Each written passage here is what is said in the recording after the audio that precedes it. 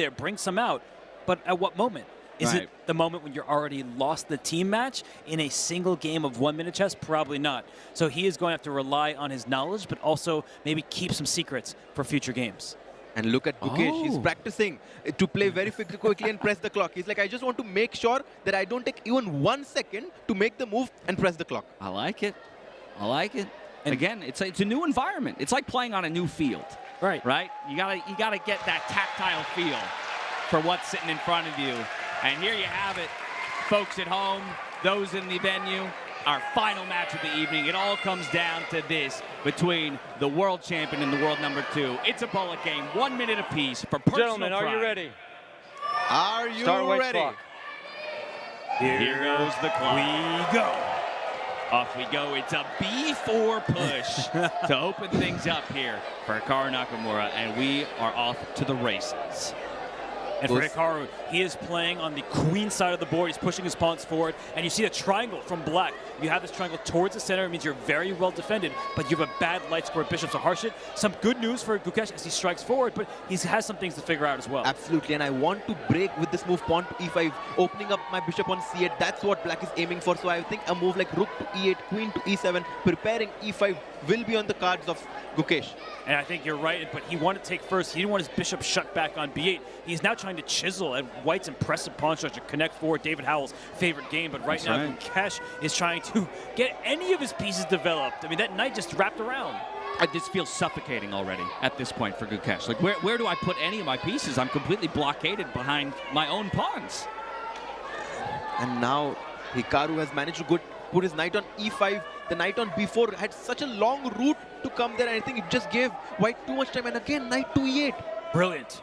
Brilliant move from Gukesh. That is a pass pawn. The best piece to blockade a pawn is a knight because it stares over the pawn into the position. This, for example, bishop on b5 can eventually be captured. The evaluation is turning in Gukesh's favor. Amazing play from him. Wow, what understanding he has shown in this setup. Maneuvering his knight from f6 to c7, blockading that white pawn on c6 and queen to a8. The move that you highlighted, I love that idea, Robert. Yeah, I'm drawing the arrows for everybody at home. The queen comes to 8, and many white pawns are vulnerable. That's why Hikaru's Let's go, Gukesh.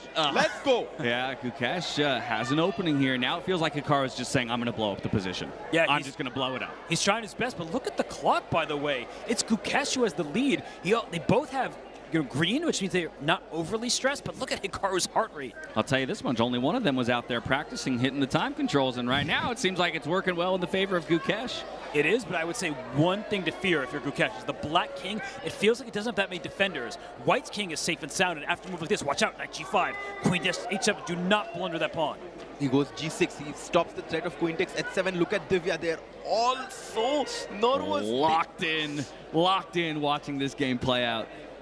Black is up a pawn here, but Hikaru is going to find some tricks, like always, and Gukesh has to be precise until the very end. But you said one pawn, that's a second pawn that can be captured. Gukesh does in fact take the pawn. Both players have just above 10 seconds right now, and trades are happening, but look at Black coordinating those pieces. And then Hikaru putting pressure on that f7 pawn. He just picked up one pawn, so he's down only one pawn now. Rook back to c4, knight to e4, played by Hikaru. The tides have turned. Look at the clock right now. Gukesh under 6 seconds. He is in big trouble. He's making moves quickly, but it's difficult. But if you take that knight, the bishop is unleashed, and that's really annoying for Gukesh to do. He does take it. That's a really risky decision. I would be very scared to do that because, as you said, if the white queen ever gets on e5, it's going to be very scary.